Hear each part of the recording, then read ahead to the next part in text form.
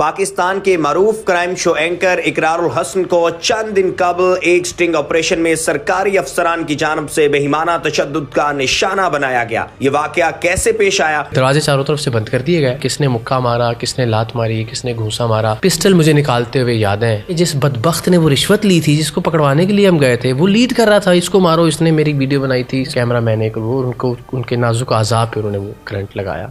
Urdu point की videos देखने के लिए हमारा चैनल सब्सक्राइब कीजिए और बेल के आइकन पर क्लिक कीजिए ताकि आप हमारी तमाम आने वाली वीडियोस से बाखबर रह सकें। अस्सलाम वालेकुम नाज़रीन, उर्दू पॉइंट में खुशामदीद। मैं हूं आपका मेज़बान ज़ुहैब मंशा। मरूफ एंकर पर्सन इकरारुल हसन को हसास अदारे के अहलकारों की तरफ से मुबैना तौर पर तशद्दुद का निशाना बनाया जाता है, बरहना करके तशद्दुद किया जाता है, वीडियोस बनाई जाती हैं और उसके बाद कपड़े फाड़ दिए जाते हैं। सिर्फ इकरार नहीं बल्कि इकरार की पूरी टीम पर तशद्दुद किया जाता है, जिसके बाद सोशल मीडिया पर ट्रेंड चलता है और उसके बाद उन अफसरान को 5 अफसरान को मुअत्तल कर दिया जाता है। उसके बाद ट्वीट्स में मुखालफत में, तनकीदी तौर पर और हमायत में सारी ट्वीट्स सामने आती हैं। इकरारुल हसन से बात करते हैं, तफसीलन सारा वाक़या पहले सुनते हैं और फिर जो तनकीद की जा रही है कुछ वो भी सवालात इनसे जानते हैं। अस्सलाम वालेकुम। अस्सलाम वालेकुम जी, कैसे हैं? खैरियत से? पहले तो आपको अल्लाह ताला से तौफीक अता फरमाए, आप एसेट है, हमारा सरमाया है। तो बताइएगा इकरार भाई, हुआ क्या? वाक़या पहले सुनाइएगा, फिर मज़ीद गुफ्तगू करते हैं। देखिए, एक जब हम हसास इदारा कहते हैं ना तो ज़ाहिर से थोड़ी सी कन्फ्यूजन आ जाती है कि एक वो इदारा है जो,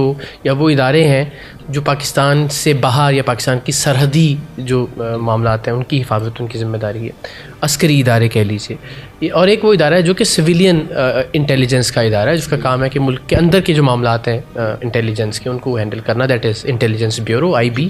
हम उस इदारे की बात कर रहे हैं। सो उससे खुदा न खास्ता कोई मुल्क की सलामती दाव पर नहीं लगती है कि अगर आप उस इदारे की इस्लाह के लिए कोई चीज़ करते हैं या बात करते हैं। इदारे की किसी भी इदारे की जब इस्लाह के लिए आप बात करते हैं तो उससे किसी की भी सलामती दाव पर नहीं लगती। लेकिन जो इंटेलिजेंस ब्यूरो, उसका काम ही है कि जो सिविलियन मामलात हैं उनके हवाले से, मुल्क के अंदर क्या चल रहा है उस हवाले से वज़ीर आज़म को आगाह रखे। और एक और ज़िम्मेदारी उनके पास ये है कि नादरा को जब भी कहीं पे कोई पासपोर्ट के हवाले से या ID कार्ड के हवाले से कोई कन्फ्यूजन है कि ये मुल्क की शहरियत का नहीं है या कोई कंफर्मेशन चाहिए उसकी, तो उसके लिए जो इंक्वायरी है वो IB को दी जाती है और IB के जो अफसरान हैं वो इंक्वायरी रिपोर्ट मुरतब करते हैं।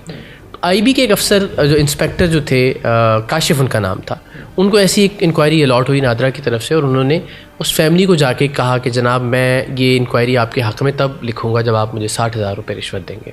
उस फैमिली ने हमसे रब्ता किया, हमने अपना बंदा उस फैमिली में शामिल किया खुफिया कैमरों के साथ, और हमने उस इंटेलिजेंस ब्यूरो के इंस्पेक्टर को 20,000 रुपये देते हुए, 24,000 रुपये देते हुए, 12,000 रुपये देते हुए 3 रिकॉर्डिंग्स हमारे पास उसकी मौजूद है। आखिरी जो किस्त थी रिश्वत की 12,000 रुपये, सॉरी, वो उसने इंटेलिजेंस ब्यूरो के दफ्तर के गेट के बाहर वसूल की।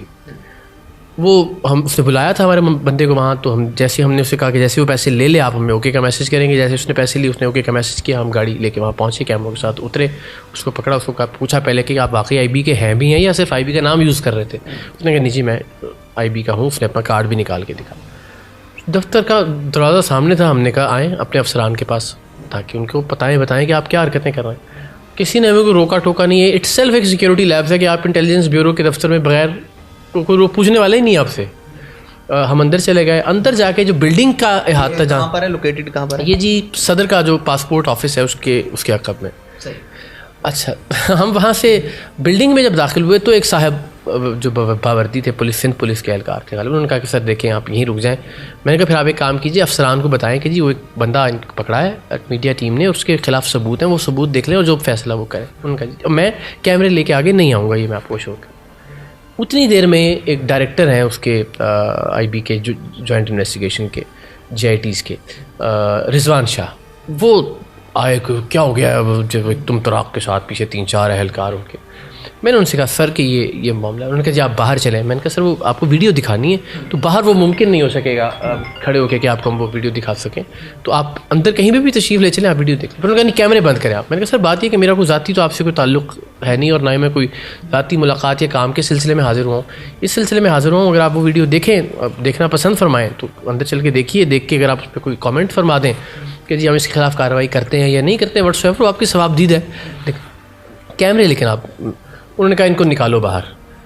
सो द मोमेंट उन्होंने जब ये जुमला कहा कि जी इनको निकालो बाहर, वो एक बिल्कुल ऐसा लगा, तो हमने भी कहा कि चलो ठीक है, अब तो जो हमने गुफ्तगू करनी थी कर ली, तो निकल जाते हैं बाहर। बट वो बाहर निकलने का मतलब, उनके इशारे का मतलब ये था कि दरवाजे चारों तरफ से बंद कर दिए गए। और फिर उसके बाद से हमें नहीं याद कि किसने मुक्का मारा, किसने लात मारी, किसने घूंसा मारा। पिस्टल मुझे निकालते हुए याद हैं, वो रिजवान शाह साहब अपने जिस तरह फिल्मी स्टाइल में तो यूँ करके वो निकाली, 3-4 और लोगों ने पिस्टल्स निकाली, चैम्बर की, मेरे पीछे बट 3-4 मारे गए, लहू एकदम से खून आंखों के सामने आना शुरू हुआ। थोड़ी देर के लिए ज़रा बिल्कुल वो हो जाते हैं, तो ज़मीन पे और ऊपर से मुस्तकिल मार पड़ रही है। फिर उन्होंने गाली दे के माँ बहन की गंदी कहा किसी, इनकी कमीज़ें उतारो और इनकी आंखों पे बांधो। तो सारों की हमारी जो शर्ट्स तकरीबन फट चुकी थी, उतरी चुकी थी ऑलरेडी, वो खींचादानी में, मार पीट में, वो हमारी आंखों पे बांधी गई और कहा लेके चलो इनको टॉर्चर सेल में। तो सो कॉल्ड जो टॉर्चर सेल था वहाँ हम चले गए, आंखों में पट्टियाँ बंधी हैं, नीचे बैठ जाओ, जैसे जिस तरह आप फ़र्ज़ करें हम कोई दहशत गर्द हैं, किसी दूसरे मुल्क से जासूस हैं जो हमें पकड़ लिया गया। अब नीचे बिठा के कुछ अरसे में फिर दोबारा वो तशरीफ़ लाए रिजवान शाह साहब। उन्होंने कहा कि इनको नंगा करके वीडियोस बनाओ इनकी। वो गालियाँ जो दी हैं वो आप तसव्वुर नहीं कर सकते, मैंने ज़िंदगी में शायद उस ज़ात की गालियाँ नहीं सुनी होंगी। उन्होंने मुझे कहा कि जी आप कपड़े उतारें। मैंने कहा यार ये आप नहीं करें, ये ज़्यादती कर रहा है। तो उन्होंने कहा पिस्टल आपके उन पे है, टीम मेंबर्स पे, आपको ये करना पड़ेगा। तो मैंने फिर हाथ खोल दिया, मैंने कहा आप खुद कर लें, आपने जो करना है। तो उन्होंने बरहना किया, वीडियो बनाई, घूम जाइए। मैंने कहा जी घूम गए, बना लें वीडियो। जहन में दिल में इत्मीनान था, सुकून था एक लम्हे के लिए। देखें वो तो जलील करना चाह रहे थे ना, आपको तजलील करना, आपकी तज़हीक करना चाहते हैं, लेकिन वो जलालत तो आप तब फील करें जब आप अपने किसी गलत काम में पकड़े गए हुए हैं और आपको जो है वो बरहना, व्हेन यू नो कि आप इस नीयत से आए थे कि यार मेरे मुल्क का एक इदारा है, उस इदारे को एक उनका अपना अफसर बदनाम कर रहा है 60,000 रुपये रिश्वत लेके, उसकी क्या वक़ार और इज़्ज़त और साख रह रही है। और मैं उसको, और मेरी कोई गलती नहीं है, मैंने कहीं कोई स्टेप जो क्रॉस नहीं किया, मैंने बादत तरीके से बात की है कि यानी इंटेलिजेंस ब्यूरो के हवाले से मेरी कोई नेगेटिव राय नहीं थी, मैं एक उसको अच्छा इदारा समझता। तो दिल में ऐसी कोई चीज़ होती तो मुझे नदामत और शर्मिंदगी होती कि यार शिट में ये मेरे साथ क्या हो रहा है।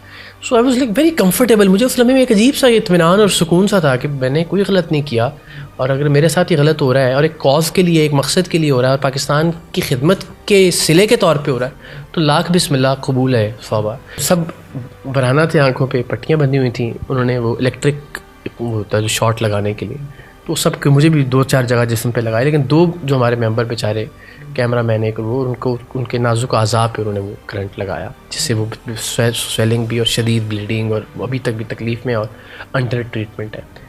सो 3.5 घंटे तक ये मार पीट और मेरा खून बहता रहा। एक हमारा मेंबर बेचारा तड़पता रहा, उसको गुर्दे की पत्थरी का मसला था, वहाँ पे उसको चोटें पड़ी थी। जिनको उन्होंने वो इलेक्ट्रिक शॉक्स लगाए थे वो भी कराह रहे थे। 4 घंटे में ऐसा लग रहा था जैसे हम पता नहीं क्या जुर्म और जुल्म कर बैठे हैं। और हैरत ये कि जिस बदबख्त ने वो रिश्वत ली थी, जिसको पकड़वाने के लिए हम गए थे, वो लीड कर रहा था, इसको मारो, इसने मेरी वीडियो बनाई थी, इसको मारो, इसने जो मेरा कार्ड था। एक लम्हे के लिए तस्लीम कर लें कि हमने कोई गलती की थी, जबकि मैं ये कहता हूँ कि मेरी कही हुई बात किसी भी इंटरव्यू में इस सारे वाक़े से रिलेटेड अगर एक बात भी गलत साबित हो जाए, जो कि बड़ी आसानी से की जा सकती है ना, CCTVs मौजूद थे उनके हर जगह पे, कोई एक वीडियो ले आए कि जी इकरारुल हसन ने हाथ उठाया था, या इकरारुल हसन जो था ना वो चीख रहा था, या इकरारुल हसन धक्के दे के अंदर या अफसर को धक्का दिया था, कोई भी ऐसी बात ले आए ना, CCTV से तो मेरी एक मिनट के अंदर नेगेट हो जाएंगी सारी बातें कि हमने कोई ज्यादती की थी जिसके बदले में उन्होंने रिएक्ट किया, तो वो तो गलत साबित हो जाएगा। तो जो मैं समझ पाया वो ये कि इन 4-4.5 घंटे के अंदर वो दिखाना चाहते थे अपनी फ़िरौनियत, और वो उनके अंदर जो रच बस चुका था, जो कि मैं सोचता हूँ, ये आप सोचिए कि पिछले 20, 25, 30, 40 वर्षों में इस इदारे के इस स्टेज तक पहुँचने में कितना वक्त लगा होगा कि जब आप एक जर्नलिस्ट को, जब आपको पता है कि यार ये बंदा थोड़ा बहुत जानती दुनिया बाहर जाएगा, कोई खप मचेगी, रौला मचेगा, उसको भी आप नहीं बख्शते। उस खुद एतमादी के लेवल तक पहुंचने से पहले उन्होंने कितने लोगों को किया होगा, कितने लोगों को करके मारा होगा, कितने लोगों को कितने हफ्ते महीने जो है वो आंखों पे पट्टियां बांध के कैद रखा गया होगा। अगेन उनकी वो कितनी प्रैक्टिस रही होगी कि उनके लिए वो बड़ी नॉर्मल बात थी कि हमें भी वो उसी तरह से ट्रीट कर रहे थे। दैट मीन्स कि एक पूरा चेन ऑफ इवेंट्स थी जो उससे पहले अनफॉर्चुनेटली होती रही। और अगर हमने कहीं कोई गलत काम किया था तो सीधा सीधा मसला था, आप हमें पकड़ते, आपकी फोर्स थी ना जिसने मारा, हमें वो पकड़ भी तो सकते थे, पकड़ के हम पे मुकदमा दर्ज करते हैं, हमें हथकड़ियाँ लगाते हैं, हमारे कैमरे कन्फिस्केट करते, सारी फुटेज उसमें से डिलीट करते कि जी हसास डारा है एंड ऑल दैट, जो भी आपका मौक़िफ़ था, और उसके बाद कहते कि जी आप कोर्ट में फेस करें अपने कॉन्सिक्वेंसेस को। ये तो एक पर्सनल ग्रज था ना कि यार हमारे रिश्वत लेने वाले बंदे पे आप सवाल उठाते हैं और हमारे नेटवर्क के, और फिर अफसर से कहते हैं कि जी वो, और अफसर चूँकि ये हो नहीं सकता ना कि वो, मैं जिस तरह बता रहा हूँ कि वो तो उनका वो फरगना बना हुआ था जो रिश्वत लेने वाला था, उसके तो कहने पे अफसर साहब मार रहे थे सबको। कुछ तनकीद भी की जा रही है, कुछ ऐसी पोस्टें हैं वहाँ पर ये कहा जा रहा है कि इकरारुल हसन ने हो सकता है मुकमका करने की कोशिश की हो, आगे वो IB वाला निकल आया हो, वो कोई बात नहीं बनी होगी, फिर वो एक दूसरे आपस की लड़ाई में जो है वो सामने सब कुछ आ गया हो। और कुछ ये कह रहे हैं कि इकरारुल हसन ने जो है वो जो अग्रेसिव रवैया वो अपनाया है और वो सहाफ़त में एक मुतारफ़ करवाया है। असम्बली के अंदर जर्नलिस्ट जाते हैं, वो जो स्पेशल ब्रांच वाले होते हैं वो सब जानते हैं, वो तो चेहरा देख के कहते हैं ठीक है जाने दे, वहाँ पर भी पिस्टल लेके चले गए। वो जो सहाफ़ी थे वो असम्बली वाले, उनको उसका हमेशा बाद में भुगतना पड़ा और आज तक वो उनको रूटीन के सहाफ़ियों को कार्ड चेक कर रहे होते हैं, यार वो इकरार आया था और वो जो है वो ये सब कुछ करके गया। तो ये जो मुकमका वाली बातें हो रही है इस हवाले से आप क्या कहते हैं? देखिए सबसे पहले मैं आता हूँ आपकी ये तो देखें ये तो उसी रवैये का ना कि जिस तरह वो कह रहा था कि मैं रिजवान शाह डायरेक्टर है, अभी मुझसे कोई सवाल पूछे, अभी जिस तरह आपने कहा ना भी अब भी खुमियाजा, ये खुमियाजा भुगतना थोड़ा ही है, ये मेरा फ़र्ज़ है मैं कार्ड दिखा के असम्बली के अंदर जाऊँ। एक अगर मैं सहाफ़ी हूँ तो हमारे यहाँ तो सहाफ़ियों में सबसे ज़्यादा मसला ही सहाफ़ियों के अंदर है कि तेन पता नहीं मैं कौन हाँ। जब हम नंबर प्लेट जो है हमारी गाड़ी की या मोटरसाइकिल की उसके पीछे प्रेस या TV लिखते हैं तो उसका मकसद ही होता है बताना कि जनाब पुलिस वाला हमें ना रुके। तो ये फ़िरौनियत छोटी छोटी जो है ना, ये अनफॉर्चुनेटली हम सब के अंदर मौजूद है और इसी का हम चाहते हैं कि हम किसी तरह से ख़ात्मा करें। बाकी मुकमका वाली बात तो देखें अब ये उस स्केल पे चली गई कि जहाँ पे ऐसी कोई बात का जवाब ही पैदा नहीं होता ना। अब अगर prime minister of Pakistan 5 IB के 19वें ग्रेड से ऑनवर्ड्स अफसरों को मुअत्तल करते हैं तो दैट मीन्स कि प्राइम मिनिस्टर ऑफ पाकिस्तान ने उस वाक़े की कोई रिपोर्ट तलब की होगी, IB ही के बाकी अफसरान से कुछ पूछा होगा कि इन एक्चुअल क्या वाक़या हुआ, उस वाक़े की उस रिपोर्ट की बुनियाद पर उनको मुअत्तल किया गया होगा। बसूरत दीगर IB कोई फुटेज ऐसी ले आए, मैं तो वही कह रहा हूँ ना कि IB के पास तो चले, वो उनके कैमरे में तो हर चीज़ महफूज है ना। मैं समझता हूँ प्राइम मिनिस्टर ऑफ पाकिस्तान का जो एक्शन है वो उस पर स्टैम्प है कि इसका मतलब है कि जो कुछ हमने कहा वो दुरुस्त था। That is why prime minister ने अपने डायरेक्ट मातहत इदारे के 19वें ग्रेड के अफसर को मुअत्तल किया और उसके खिलाफ इकरार भाई कि ये काफ़ी है मुअत्तल करना, ये भी एक मामूल की बात है। आप दुरुस्त कह रहे हैं, मगर ये भी नहीं होता था पहले अगर कुछ होता ना तो पहले तो हम पे FIR उल्टी हो जाती। सिंध असम्बली में भी ये मामला हुआ ना कि ऑल्दो कि वो जो उसमें भी वाला भी हुआ। अच्छा, आप सिंध असम्बली की जो बात करें ना, ये प्रोपेगेंडा मसलन उसमें हमने बाद में प्रोग्राम में सबूतों के साथ ये साबित किया। उसमें भी मैंने चैलेंज किया कि सिंध असम्बली के किसी कैमरे से आप ये साबित कर दीजिए कि पिस्टल मैं लेके अंदर गया हूँ, यानी हमारा प्रोड्यूसर मुझसे पहले पिस्टल अंदर ले जा चुका था, मैं बाद में अंदर गया। हमारे कैमरे इस वक्त भी IB की तहवील में है, उनकी रिकॉर्डिंग्स मौजूद होंगी ना आखिरी लम्हात की, जो उन रिकॉर्डिंग से साबित हो जाएगा ना कि हम क्या डील कर रहे थे, हम क्या बात कर रहे थे, हम क्या जुमले अदा कर रहे थे, या हमने क्या ऐसा किया था कि जिस पे IB हम पे टूट पड़ी। उन कैमरों की रिकॉर्डिंग मंजर-ए-आम पे ले आए, अपने इदारे के CCTVs की रिकॉर्डिंग मंजर-ए-आम पे ले आए, गलत साबित कर दें हमें। मैं तो तैयार हूँ उसके लिए, और मैं वादा करता हूँ कि मेरा कोई कहा हुआ जुमला अगर गलत साबित हो जाए उस फुटेज और वीडियो की बुनियाद पर, तो मैं कभी ज़िंदगी में TV पर नहीं आऊँगा, ना मेरा हक़ है कि फिर मैं उसके बाद TV पर आऊँ। अच्छा, आप अरसा से इकरार भाई प्रोग्राम करते हुए आ रहे हैं, इसी तरह आप एक्सपोज कर रहे हैं, करप्शन को एक्सपोज कर रहे हैं, कभी कहीं से मार खा रहे हैं, कभी कहीं से।